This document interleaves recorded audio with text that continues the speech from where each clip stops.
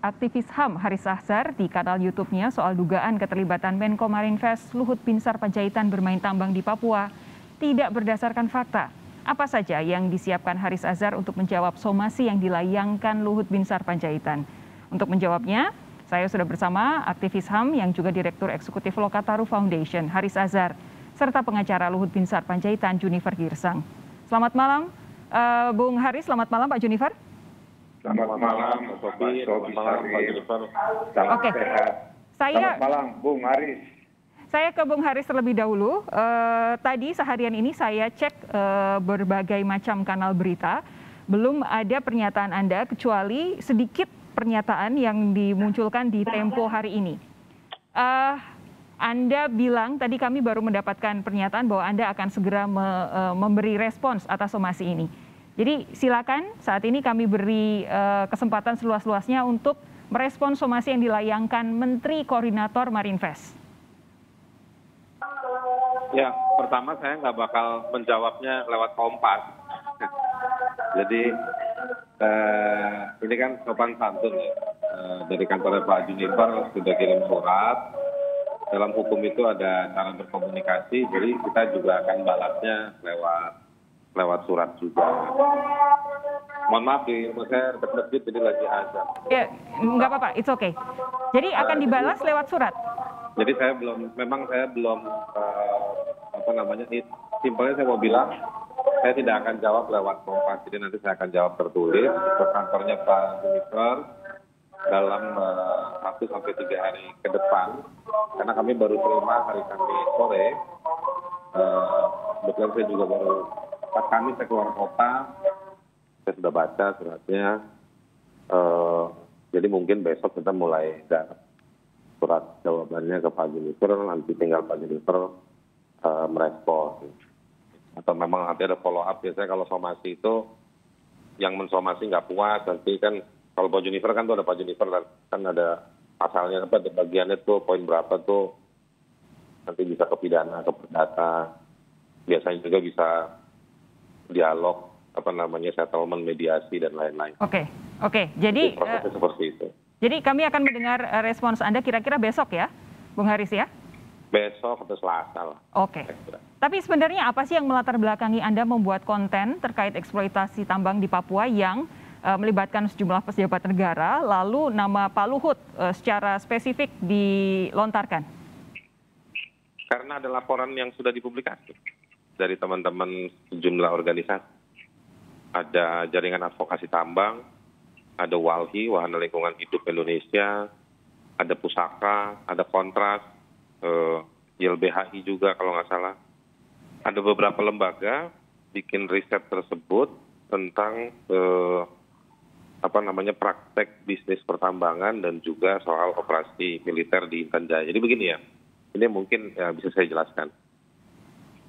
Yang menurut saya tuh, jadi kenapa saya bikin podcastnya, karena memang laporan itu diterbitkan oleh beberapa lembaga, diposting di websitenya mereka masing-masing, lalu juga sudah diberitakan karena mereka bikin press release ya, mengumumkan laporan tersebut, dan itu sudah dipublikasikan juga oleh ada 1 atau 2 media juga sudah publikasikan. Itu satu. Yang kedua begini, karena saya memang karena saya kan dulu jadi ketua tim investigasi untuk kasus penembakan pendeta Janambani ya di Intan Jaya. Nah memang saya menemukan isu soal blok Wabu itu, gunung yang mengandung 8,1 juta ton emas di blok Wabu. Saya ngelihat di sana, saya memang ikutin perkembangannya di sana, saya masih komunikasi dengan teman-teman di Papua, teman-teman yang dari Intan Jaya. Menurut saya memang nggak adil ya, kalau misalnya ada satu, saya belum masuk ke nama-nama, tapi kalau saya punya perspektif nggak adil kalau misalnya Jakarta menentukan nasib terhadap blok Wabu itu. Oke. Sementara masyarakatnya untuk ke ibu kota kabupaten itu jalan kaki 2 jam, 3 jam, tidak pakai alas kaki. Jadi menurut saya ada yang timpang. Buat saya, apapun cerita dari situasi ini ke depan, apapun resiko buat saya nggak ada masalah. buat saya yang paling penting adalah bagaimana fakta yang sebenarnya dari Blok Wabu itu. Itu menurut saya yang penting. Saya komunikasi berteman dengan orang Papua sudah lama, banyak. Saya lihat betul bagaimana informasi itu di masyarakat ya, saya nggak bilang di kalangan pemerintahan daerah. Di kalangan masyarakat itu informasi itu gampang beredar, tapi tidak ada klarifikasi atau kejelasan tentang seperti apa hutan mereka, potensi sumber daya alam mereka. Sementara orang Papua itu punya situasi yang sangat dekat dengan dengan alam. Ya, ya. Nah ini yang menurut saya punya concern. Jadi waktu saya terima report itu, ada publikasi report itu, saya cari, saya bilang wah ini menarik. Jadi saya diskusikan. Oke. Bahwa hari ini Pak Luhut marah atau ada respon, sebenarnya sebelum Pak Luhut ada beberapa teman lain juga dari kalangan pemerintah atau kalangan BUMN juga merespon ya. Tapi secara personal. Baik. Saya bilang, saya malah senang kalau dibantah. Dan saya minta silakan diungkap faktanya yang sebenarnya. Karena apapun resikonya buat saya tidak bisa mewakili Fathia ya di malam ini. Tapi buat saya, apapun resikonya, buat saya menarik menunggu tentang fakta yang sebenarnya buat orang Papua. Oke. Buat orang-orang Intan Jaya. Itu yang target saya utama itu. Oke.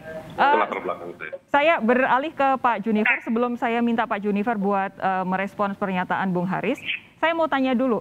Pak Luhut sudah menonton seluruh video ini ya Pak Junifer ya? Baik. Video yang ditayangkan oleh rekan kami Haris Azhar dan Fathia Mauledianti itu tentu sudah ditonton, dan oleh karenanya dari tontonan di situ disimpulkan bahwa pernyataan-pernyataan yang menyatakan bahwa Luhut Panjaitan bermain dalam pertambangan yang terjadi di Papua hari ini itu yang tidak benar. Oke. Dan kita minta pertanggungjawaban. Pak Junifer sebentar. Ini sebentar. Tadi Pak Junifer menyatakan Pak Luhut. Opini yang menyesatkan. Bagaimana? Pak Junifer tadi bilang Pak Luhut sudah menyaksikan. Reaksi ketika menyaksikan itu seperti apa, Pak Junifer? Ya, reaksinya sebagaimana yang juga langsung dinyatakan juru bicara yang sebelumnya, ini tidak benar dan tidak berdasarkan fakta. Oke. Ya, setelah itu diberi kajian kepada kami dan kami mendengarkan. Ya, itu durasinya 26 menit 51 detik. Jadi dari sana banyak yang kami sudah cermati, pernyataan-pernyataan dari rekan kita, demikian juga Fathia Mulyandi yang menyangkut ya klien kami Luhut Panjaitan itu tidak benar dan tidak berdasar. Nah, oleh karenanya, karena ini sudah di-upload dan kemudian sudah diopinikan dan menjadi berita yang tidak bertanggung jawab, tentu dengan secara resmi kami mengirimkan somasi, dan somasi ini kami hormatin tadi yang dinyatakan oleh rekan kami, dia akan menjawab ya secara tertulis juga. Tetapi sekali lagi kami menyatakan pernyataan-pernyataan yang menyatakan bahwa Luhut Panjaitan bermain, kata-kata bermain, ini konsekuensi hukumnya Haris Azhar juga tahu, tentu kita minta pembuktiannya. Ya, pembuktiannya. Makanya di somasi kami jelas, tidak muluk-muluk kami meminta. Yang pertama kami minta kepada beliau motif daripada penyebutan. Ya, kemudian bukti dan fakta pernyataan yang menyatakan Luhut Binsar Panjaitan bermain. Oke. Nah, oleh karenanya kita harapkan bahwa dengan ada data fakta, ya tentu ini akan bisa kita lihat.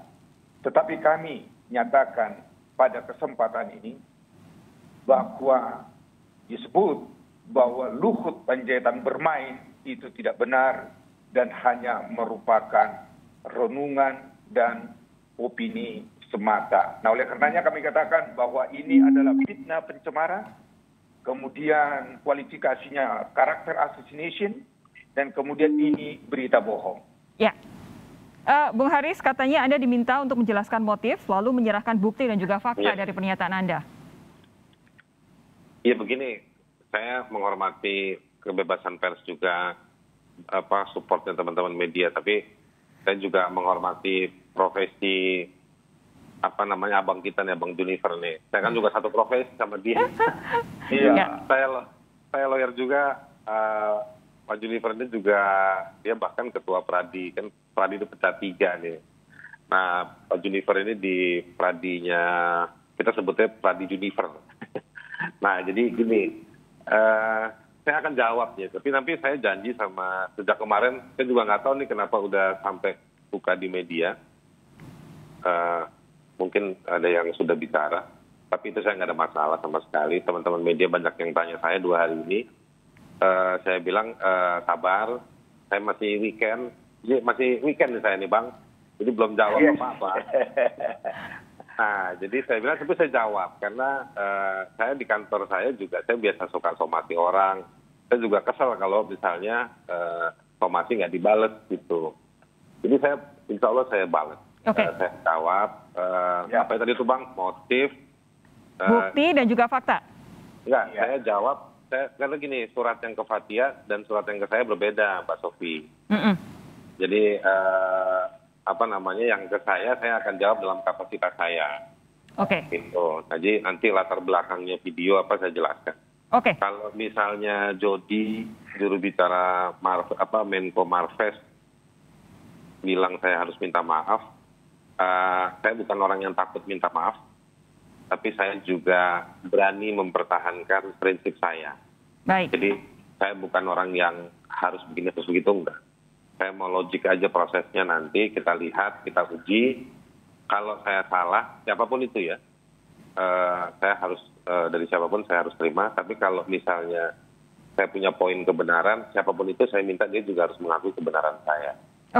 Saya prinsipnya begitu, tapi nanti sekali lagi, saya mesti jawab suratnya kantornya Pak Junifer, baru dari situ nanti saya akan sampaikan ke teman-teman media, karena teman-teman media punya perhatian yang cukup baik terhadap masalah ini.